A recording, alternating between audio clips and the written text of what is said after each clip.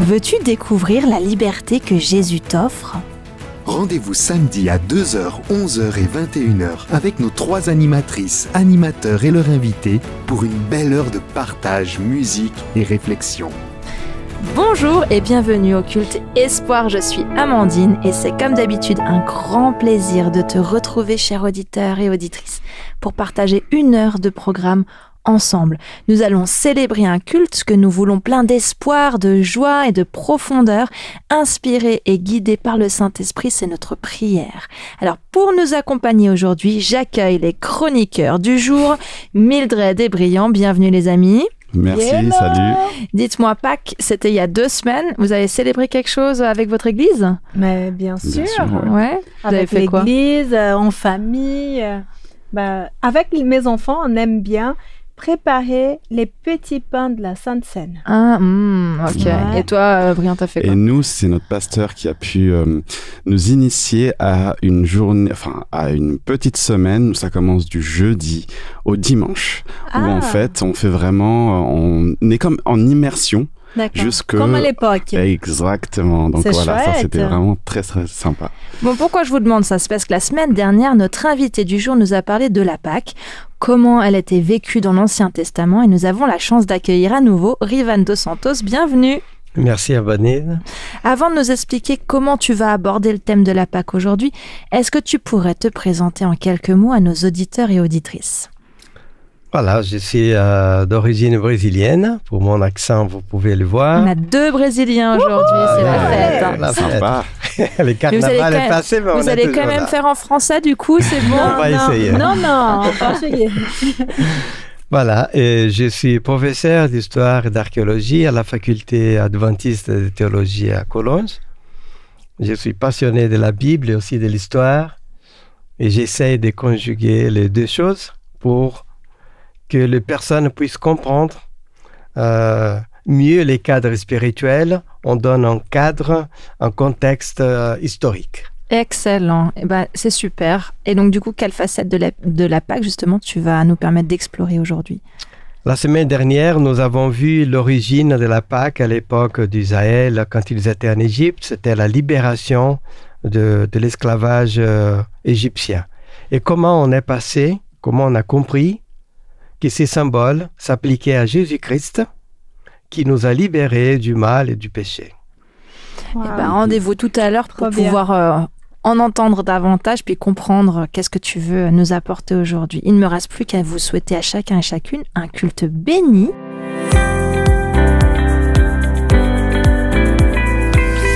Alors Mildred, que souhaites-tu nous partager pour cette chronique Dieu dans ma semaine ? Alors, j'aimerais partager avec toi, Amandine, et avec nos auditeurs, une histoire que j'ai lue tout récemment. Cette histoire m'a fait sourire et réfléchir. Ouais, je t'imagine. Alors, de quoi elle parlait ?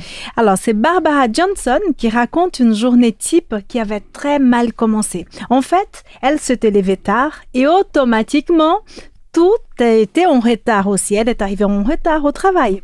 Les choses ne se sont pas arrêtées là. Tout ce qui s'est passé au bureau a contribué à augmenter sa tension nerveuse. À la fin de la journée, elle était à l'arrêt du bus et elle ne se sentait pas bien. Vous connaissez ça, hein, quand on est en retard. Son estomac était complètement noué. Comme d'habitude, le bus était en retard et archi-bondé. Alors, ça veut dire pas de place assise. Tous les tournants et les secousses faisaient que sa tristesse s'accentuait. Vous savez, quand ça commence mal, ça a tendance à s'empirer. Puis, à ce moment-là, tous les gens dans le bus ont entendu une voix hurler. Belle journée, n'est-ce pas ?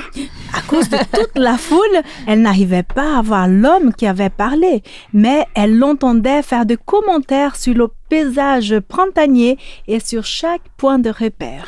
Voilà l'église de la ville. Oh, ce parc est magnifique. Voilà le cimetière. Tiens, voilà la caserne des pompiers. En un rien de temps, tous les passagers regardaient par la fenêtre. L'enthousiasme de cet homme était si contagieux que tout le monde avait un sourire sur les lèvres. Finalement, Barbara est arrivée à son arrêt. Quand elle s'est approchée de la porte du bus, elle a pu enfin voir leur guide. C'était un homme grassouillet avec une barbe noire. Il portait des lunettes sombres et une mince canne blanche. Oh, il était aveugle. Exactement. Cette histoire, Amandine, me fait réfléchir à notre enfermement du quotidien. Des fois, on peut être tellement fixé sur les tâches que nous avons à accomplir que les difficultés finissent par nous aveugler. Du coup, chaque fois où je pense à cette histoire, j'essaye d'ouvrir grand mes yeux et de donner de la valeur à toutes les choses qui m'entourent. Moi, j'ai envie de vivre joyeuse et profiter de chaque petite beauté que je vois par la fenêtre de mon bus de la vie. Trop chouette, merci.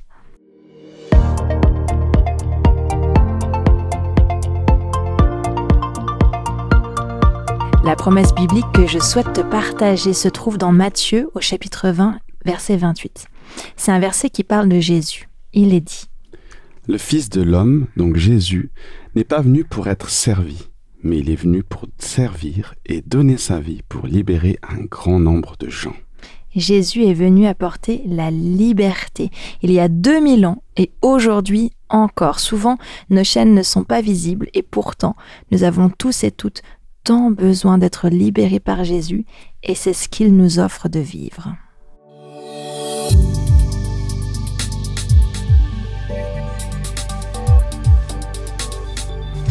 Brian, tu nous proposes encore un peu de musique, alors nous t'écoutons. Exact, un peu de musique. Alors voilà une proposition, auditeurs, auditrices, du groupe Antidote qui présente sous la forme d'un slam le ministère difficile que Jésus-Christ a eu sur terre. Alors, des paroles fortes qui nous montrent l'amour de Jésus envers toi, envers moi. Mais je ne t'en dis pas plus et je te laisse écouter.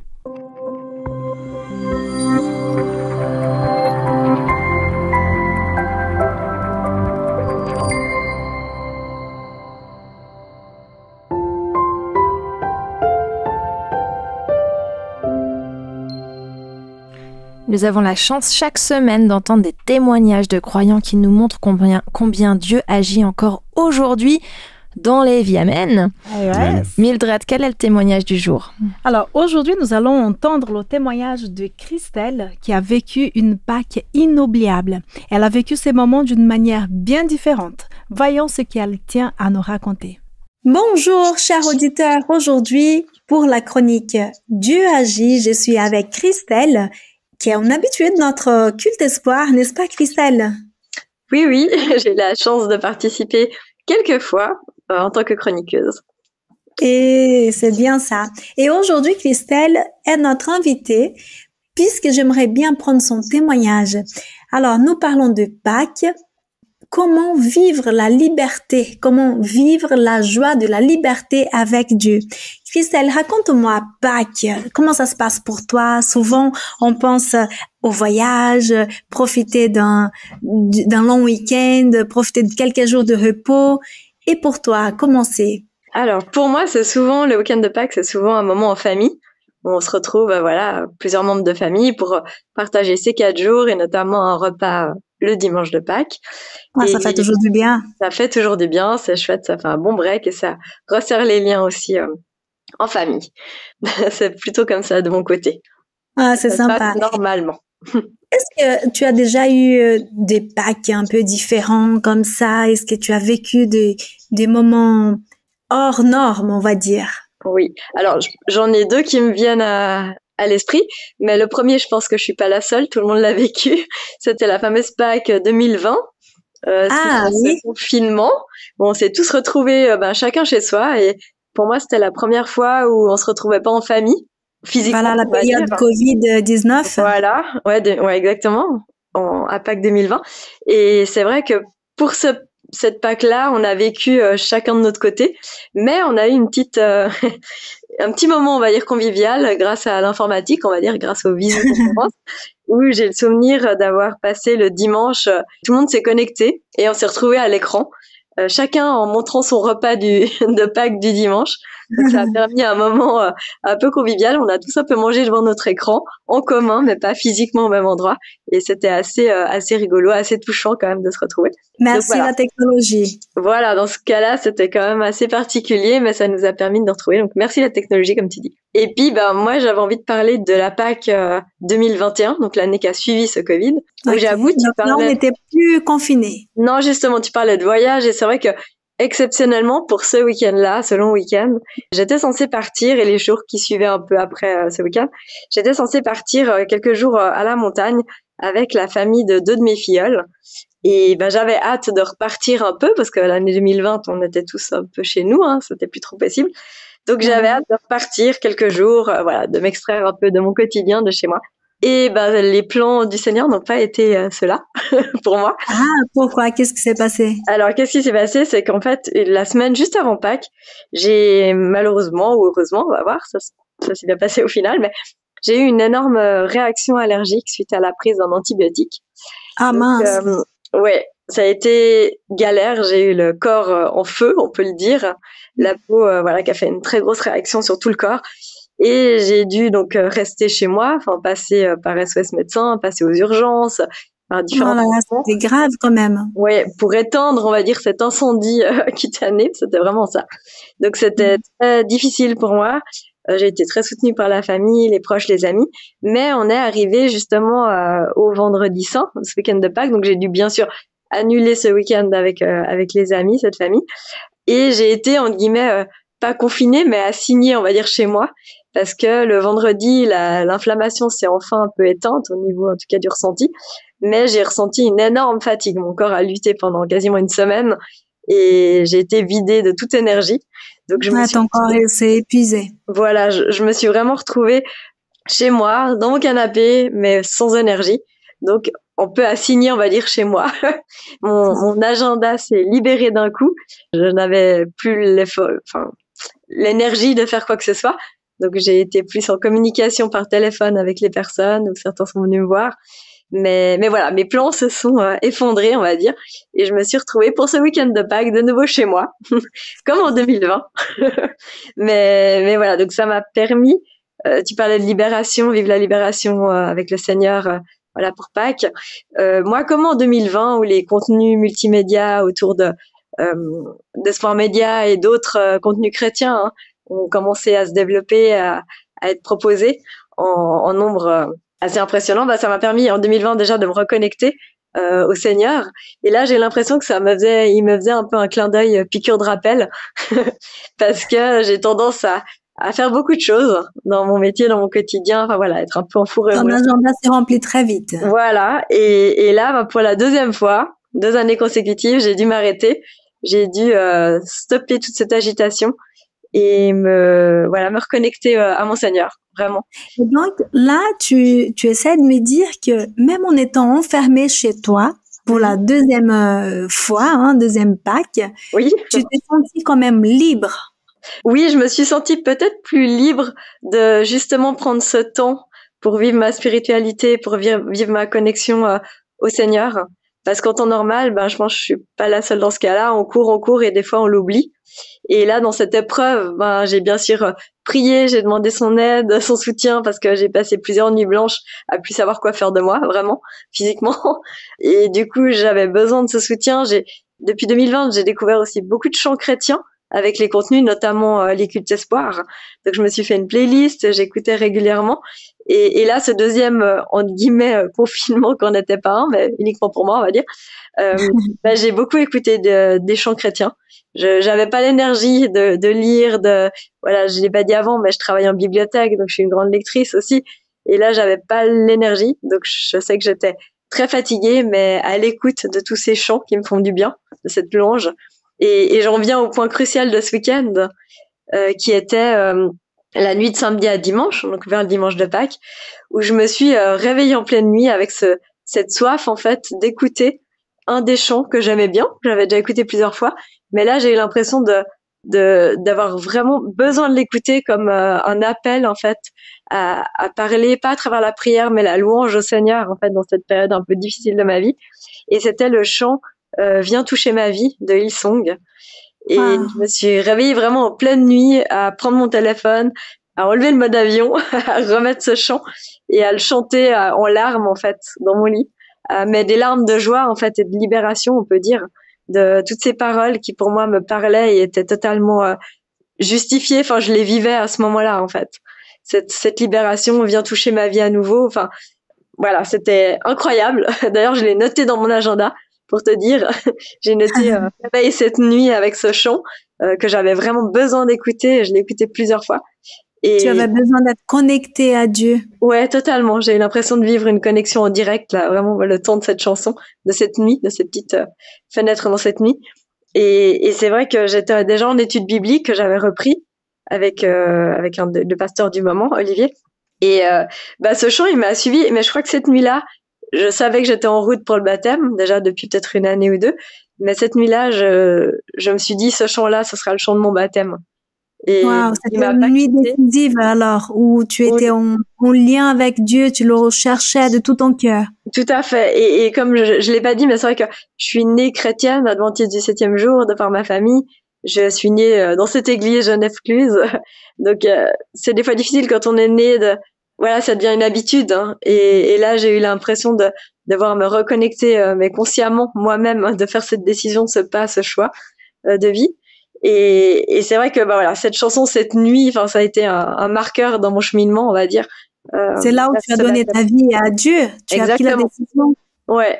Et ça m'aura pris encore un petit peu de temps parce que je me suis fait baptiser le 3 juin 2023. Donc, il y a bientôt une année. Mais c'est vrai que cette nuit-là, ça a marqué, voilà, ce chant, il a donné le ton, en fait, de ce cheminement et du baptême. Donc, c'est clair que quand on m'a demandé un chant pour le baptême, un chant spécial, c'est celui-là qui était gravé en moi. Voilà. Et qui a été chanté et qui m'a beaucoup touchée, qui me donne toujours beaucoup d'émotions. Et d'ailleurs, il a été chanté samedi passé par les jeunes de notre église. Et j'ai l'émotion qui est ressortie. Enfin, voilà, c'était, un fort moment pour moi. Donc, voilà. Quel beau témoignage, c'est hyper touchant. Un grand merci à Christelle pour ce partage. Alors Ivan, tu as intitulé ton message « Pâques, vivre la joie de la liberté avec Dieu ». Raconte-nous en plus. Voilà. La semaine dernière, nous avons eu le plaisir de réfléchir sur la joie de la liberté avec Dieu. Pâques. On a vu l'origine, c'était en Égypte, 1400 ans avant Jésus-Christ, il y a 3500 ans pratiquement. C'était une cérémonie que Dieu avait instaurée pour montrer à Israël qu'il serait libéré d'Égypte, pour se souvenir. Mais c'était un symbole pour plus tard, quelque chose de beaucoup plus important. Et c'est ça que nous allons voir aujourd'hui. Et pour cela, j'aimerais quand même lire à nouveau lorsque Dieu va instituer la Pâque, prêtons bien attention à certains détails qui vont apparaître parce qu'entre Jésus-Christ et Moïse, lorsqu'il instaure la Pâque, c'est 1400 ans selon la chronologie biblique. Alors, 1400 ans après, comment nous allons voir dans les ministères de Jésus, comme les chrétiens les voient aujourd'hui, qui c'est lui, cet agneau de Dieu. Alors, regardons lorsque Dieu a institué la Pâque, Exode 12, versets 3 à 9, Dieu dit à Moïse de dire au peuple, « Parlez à toute l'assemblée d'Israël et dites, les 10e jour de ce mois, on prendra un agneau pour chaque famille, un agneau pour chaque maison. Si la maison est trop peu nombreuse, pour un agneau, on les prendra avec son plus proche voisin, selon les nombres de personnes. » Verset 5. Ce sera un agneau sans défaut, mâle, âgé d'1 an. Vous pourrez prendre un agneau ou un chevreau. Et on a commenté la semaine dernière qu'il fallait les prendre, regardons bien, les 10e jour jusqu'au 14e jour, vous allez les mettre dans la maison. La Bible dit, vous les garderez jusqu'au 14e jour de ce mois. Vous l'avez déjà pris au 10e, hein? Et toute l'assemblée d'Israël immolera entre les 2 soirs. La Bible donne... Immoler, c'est tuer, hein, c'est ça, hein? Voilà, immoler, c'est tuer. Ça veut dire que la Bible montre la date, les moments de la journée qu'il fallait le faire. Pourquoi? Ça veut dire en fin d'après-midi. OK? On prendra son sang et on va les mettre sur les poteaux de la porte. Et comme ça, lorsque l'ange va passer, il va voir. Et on les mangera. Il faut les manger. Cette même nuit, on mangera la chair rôtie au feu. C'est pas cuit, c'est pas... Voilà. Et Dieu est très précis. Il y avait des consignes précises. Voilà, il ne faut pas les cuire, pas de l'eau, c'est rôti au feu. On les mangera avec les pains sans levain et des herbes amères. Parce que la Bible nous dit dans d'autres textes qu'ils étaient debout, qu'ils attendaient juste les décrets du roi et ils n'ont pas eu le temps de laisser la pâte levée. C'est pour ça qu'ils ont mangé comme ça, pour se souvenir. Vous les mangerez, vous ne les mangerez point à demi-cuit ou bouilli dans l'eau. Mais il sera rôti au feu, 2 fois Dieu le dit, avec la tête, les jambes et l'intérieur. OK? Et Dieu n'explique pas pourquoi. Mais c'est juste un symbole. Et c'est plus tard, quand on regarde après Jésus-Christ, qu'est-ce que nous voyons? Un agneau sans défaut.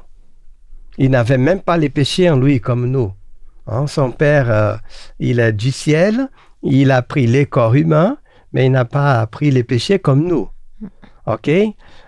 Je vais vous lire quelques versets qui nous parlent de Jésus. Jean 1, 29.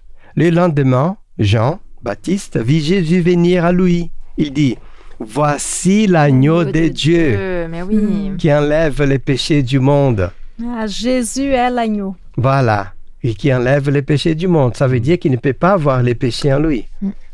2 personnes qui ont braqué une banque, l'un de deux ne peut pas dire « Ok, monsieur le juge, je paye pour les deux. » Non, toi, tu vas payer aussi. Ouais, chacun paye. Voilà. Mais Jésus, qui n'a rien fait, il pouvait payer pour nous. Et la Bible, Dieu dit à Moïse, tu prends l'agneau au 10e jour, tu les gardes jusqu'au 14e. Il a vécu avec Ils ont vécu avec cet animal qui est tellement mignon. Les enfants vont jouer avec. Et après, il faut manger. On s'attache. C'est dur. Parce qu'à mon avis, qu'est-ce que la Bible nous dit? C'est Jésus qui dit, Jean 3, 16 et 17, la Bible en français courant. Car Dieu a tellement aimé le monde, cet agneau-là, qu'il a donné son Fils unique, afin que quiconque croit en lui ne soit pas perdu, mais qu'il ait la vie éternelle. Hein? Dieu n'a pas envoyé son Fils dans le monde pour condamner, mais pour les sauver. Ça veut dire que Dieu nous aime, et Dieu aime cet agneau aussi. Mais il va donner cet agneau pour nous. Ça veut dire la valeur que nous avons. OK? Et c'est impensable de comparer un animal avec un être humain. Alors, si on n'arrive même pas à manger un animal qu'on aime, une poule, c'est pas... on ne peut pas. Imaginez-vous ce que Dieu a fait pour nous. C'est pour réfléchir toute cette théologie qui est là à l'intérieur. Et qu'est-ce que Jésus fait aussi? Il fallait manger l'agneau rôti au feu. OK? Et lorsque Jésus va instituer la Pâque, la Sainte Seine, Luc 22, je vais juste lire quelques textes. La Bible dit, combien j'ai désiré prendre ces repas de Pâques avec vous, Jésus dit. Et qu'il prend la coupe, c'est son sang, il dit, prenez la coupe et partagez entre vous. Après, il prit les pains qu'il donne, il rompit, il dit, ceci est mon corps qui vous est donné. Voilà, l'agneau, vous allez manger l'agneau, c'est moi. Il remplace maintenant cet agneau par lui-même. Vous mangez cet agneau d'un an, mais ça, c'est un symbole. C'est moi. Et ça veut dire quoi? Ça veut dire que on va faire un échange. Au fond, c'est ça, c'est que la Bible nous propose dans la théologie.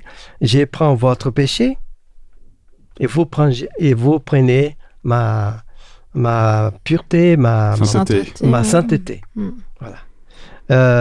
Et ensuite, il prend aussi la coupe. La Bible dit, après les repas, cette coupe est la nouvelle alliance. Voilà. Dans mon sang versé pour vous. L'agneau avait versé le sang sur la porte. Et Jésus a dit, c'est la nouvelle alliance. C'est la véritable alliance. N'est-ce pas? L'agneau de Moïse était juste un symbole. La libération de l'Égypte, ce n'est pas le plus important. Mais c'est la libération du péché et du mal. Et C'est pour ça que Jésus, lorsqu'il va mourir, et à quelle heure il va mourir? Ah, fin de journée. La Bible dit entre les deux soirs, ça veut dire l'après-midi. Et la Bible dit à midi, Marc et tous les évangiles. L'obscurité s'effiche, Jésus est sur la croix. Hein? Il faisait nuit à midi. Hein? Voilà. Tous les pays et dura jusqu'à 3 heures de l'après-midi. Et à 3 heures de l'après-midi, Jésus cria avec force. Eloi, Eloi, lama sabachthani, n'est-ce pas? Mon Dieu, pourquoi m'as-tu abandonné? Et il poussa un grand cri et il mourut. Ça veut dire que la Bible donne l'heure. Ça veut dire à l'heure où l'agneau devait mourir, entre les deux soirs, immolé. Et cet agneau, on imagine qu'il allait souffrir. Et c'est tellement profond, juste un brin. Cet agneau qui est petit, là, d'un an, qui est là, dans la maison, qui joue avec les enfants, il pense que je suis en sécurité, là. Ces gens m'aiment. Ils me caressent. Ils m'aiment. Ils ne vont pas me faire du mal. Ils ne vont pas me faire du mal. Et quand la personne vient ici, qu'il savait pourquoi tu es en train de me faire ça. Au fond, vous voyez comme tout est là dans la Bible. Et Jésus dit, Père, pourquoi tu es en train de m'enlever la vie? Parce que n'oublions pas, ce n'est pas les clous qui ont tué Jésus-Christ. On chante et tout, mais c'est Dieu qui a enlevé sa vie. Ça veut dire que dans la théologie biblique, Dieu a dit, si quelqu'un commet un péché, un mal, son corps, sa nature est corrompue, il s'est délie de moi comme on enlève la prise du courant. Et il va mourir naturellement. Alors, on va faire comme ça, Rivan. C'est Jésus qui va mourir cette souffrance pour toi, ok? Tu les reconnais et je réadapte à nouveau. Et c'est pour ça que Jésus devait mourir abandonné. Nous, quand on va mourir, si Dieu ne vient pas bientôt, on va mourir, même s'il y a un cancer, c'est terrible la douleur, mais avec les conforts. Ah, je serai sauvé. Ah, à mes amis, j'ai dit, on va se voir dans l'éternité. Voilà, on dit toujours, la personne est morte dans la paix du Seigneur, même si elle souffrait physiquement.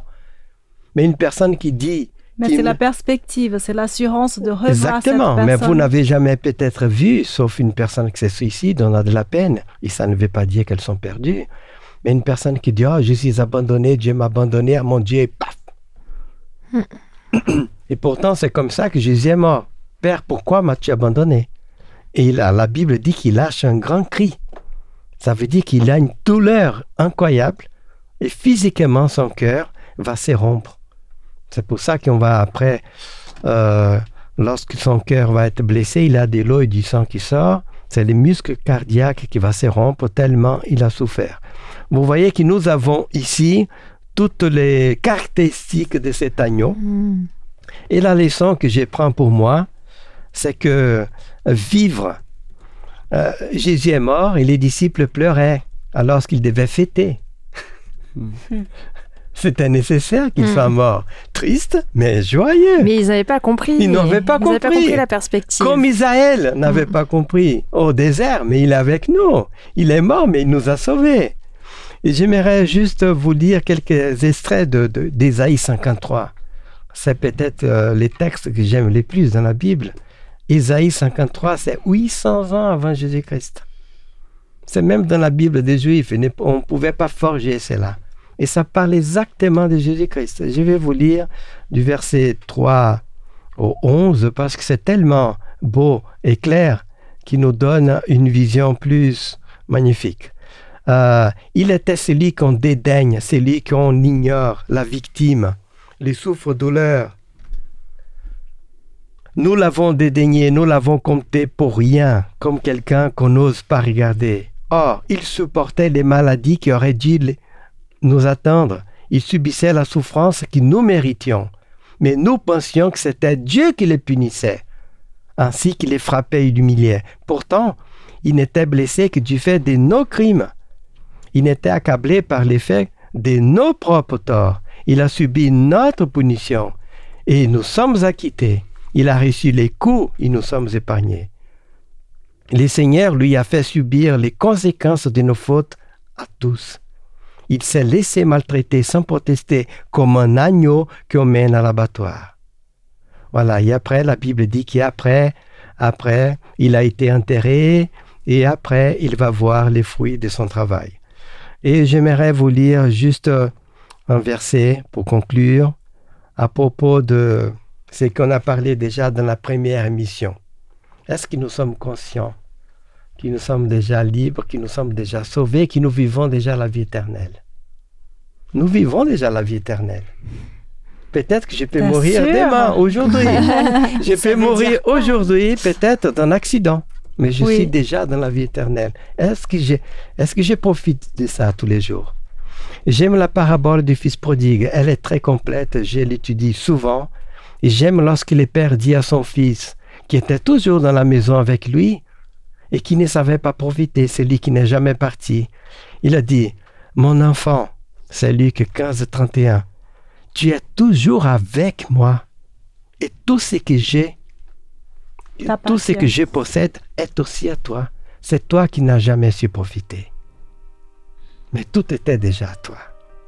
Quand tu dis, tu ne m'as jamais fait ça, mais tout est à toi déjà. C'est toi qui ne sais pas profiter. » Voilà le message que j'ai pour moi. Vivre la joie de la Pâque avec Dieu. Pas simplement avoir cette joie, mais essayer de la vivre. Et j'essaie vraiment, sans vouloir être mieux que personne, de m'inculquer, de faire un exercice presque tous les jours. Des fois, j'ai dit, je suis un fils de Dieu, j'ai beaucoup de valeur. Wow.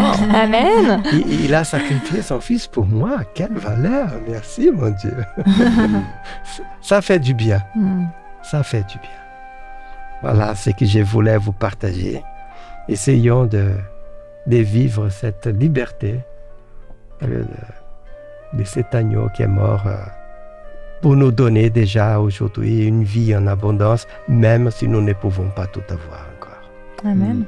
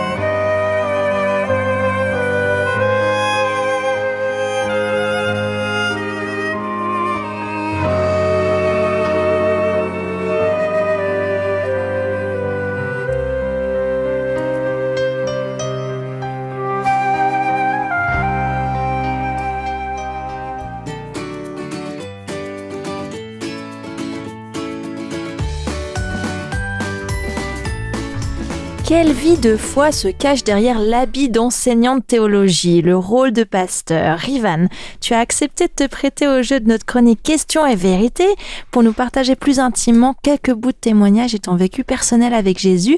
Et nous t'en remercions. C'est toujours bon pour toi? T'as pas changé d'avis depuis? T'as pas changé? Alors c'est parti. Ma première petite question est la suivante. Mais je crois que t'as déjà répondu dans ton message. C'est quel texte biblique t'aimes beaucoup lire pendant la période de Pâques? Voilà, sincèrement, c'est Ésaïe 53.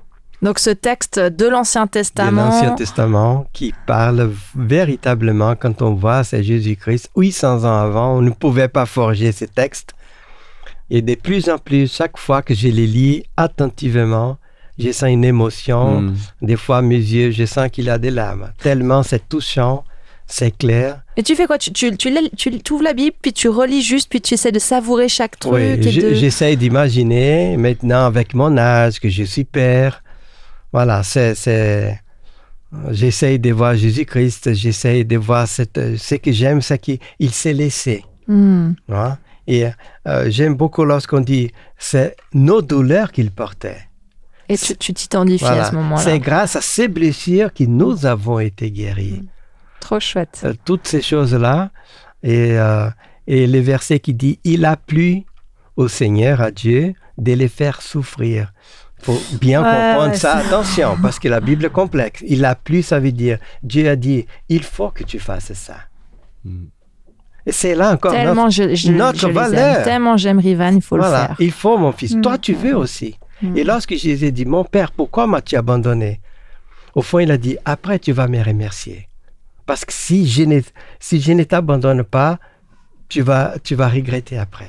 Alors, Rivan, une autre question sur ton vécu personnel avec Jésus, c'est la prière. Est-ce que tu as nos auditeurs, auditrices, peut-être certains prient, peut-être certains pas du tout. Quelles sont tes habitudes dans la prière? Est-ce que tu as une manière de prier particulière? Comment toi tu vis ça? Quand j'étais petit, je suis né dans cette ambiance d'église. Je priais à genoux, à mon lit, le matin. À côté du lit. À côté du lit. Voilà. Aujourd'hui encore, je vois mon papa qui a presque 100 ans. Wow. Qui prie toujours à genoux. Je me mets très peu à genoux. OK. Parce que je sens que Dieu est mon Père. Et je ne me mets pas à genoux devant mon Père. D'accord. Alors du coup, comment toi tu le vis? Ça, c'était quelque chose qui c'était dans l'ancien monde, un roi, Dieu est un roi. Aujourd'hui, je vois Dieu, mais je me mets à genoux aussi. Mais pour moi, la prière, c'est toute la journée. Okay. C'est dans ma tête.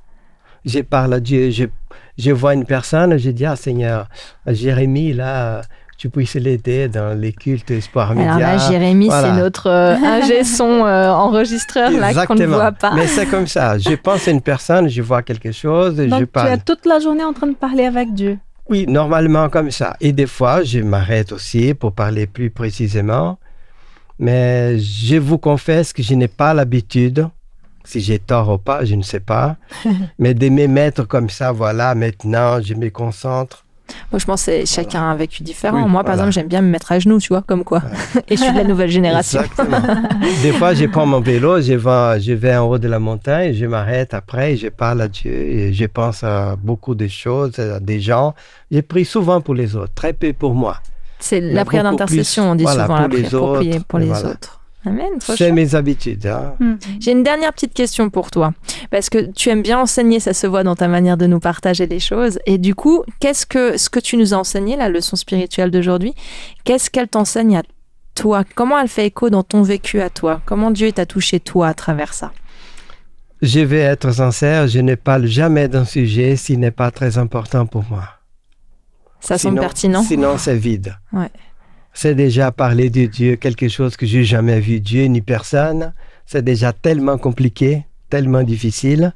Si je vais encore vendre un produit que je n'utilise pas, voilà. C'est pas convaincant. Ça ne passe pas. Ouais, vendre des Mercedes alors que je roule un BMW, ça va pas. Les clients vont regarder par la fenêtre, vont dire c'est pas crédible. Ça ne veut pas dire que je suis parfait, mais non, mais j'essaie vraiment de voir Dieu comme un coach. J'ai toujours essayé de prendre des décisions dans ma vie avec Dieu, dans la plupart du temps. Et j'enseigne à tout le monde, surtout aux jeunes, de voir Dieu comme un coach. Il ne veut pas prendre votre place. Il ne veut pas que vous soyez un légume, qu'il décide de tout pour vous. Il ne veut pas ça. Il veut que vous décidiez et qu'après vous lui demandiez « Est-ce que ça va? Est-ce que tout va bien ?» Tu as ton mot à dire. Voilà, mais il ne veut pas tout guider, tout faire, sinon on ne va pas avancer. C'est comme ça que toi tu l'as expérimenté dans ton vécu. C'est ça comme j'essaie de vivre. Voilà, alors, Dieu comme quelqu'un de bien, de cool.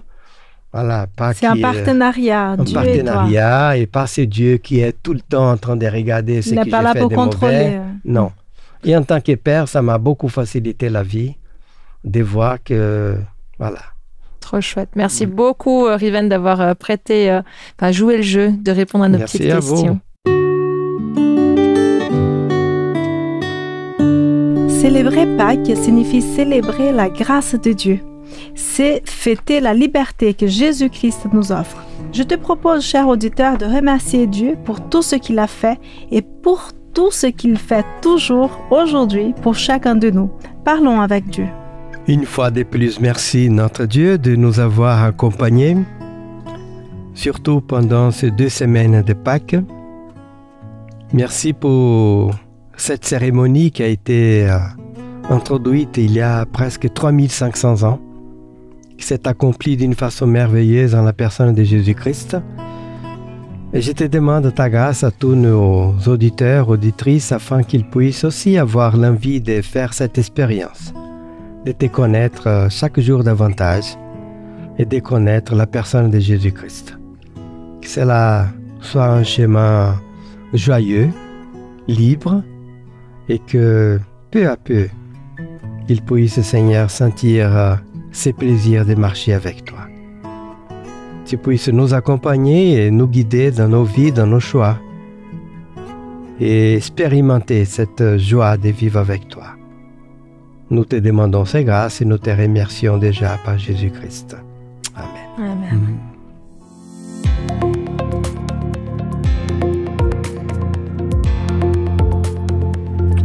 Alors Brillant, il est temps de se mettre à l'action. Là, on a beaucoup parlé.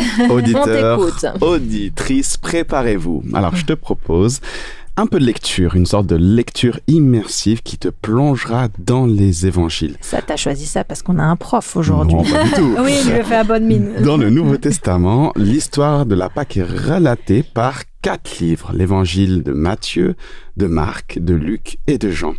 L'objectif du défi sera de lire la scène de la Pâque dans chacun de ces livres dans la semaine. Tu as 7 jours dans une semaine, à toi de répartir comme tu veux cette lecture. Tu pourras retrouver cette histoire dans les chapitres 26 à 28 pour l'évangile de Matthieu. N'hésitez pas à me corriger si jamais. 14 à 16 pour Marc, 22 à 24 pour Luc et 13 à 20 pour l'évangile de Jean. Pendant ces lectures, essaye d'être en immersion. Imagine la salle où ils sont, ce qu'ils ont pu ressentir. Sois l'observateur de ces scènes et laisse-toi toucher par ce qu'elles racontent. Tu pourrais être surpris des choses que tu vas vivre. Que l'Esprit Saint t'accompagne pleinement dans cette aventure. Auditeur, auditrice, sois pleinement béni. Et c'est par cette mise en action que nous concluons le culte du jour. Alors Rivan dos Santos, merci beaucoup d'être venu à notre studio pour nous partager ce que Dieu a mis dans ton cœur et dans ton intelligence. Merci à toi d'avoir passé du temps à préparer à venir. Et puis on aimerait te bénir ta famille, ton ministère. Et on sera heureux de te revoir une autre fois. Merci Amandine, Mildred, Brillant. Merci à toi. Et Jérémie à la technique. Ça a été un plaisir à nouveau d'être ici avec nous.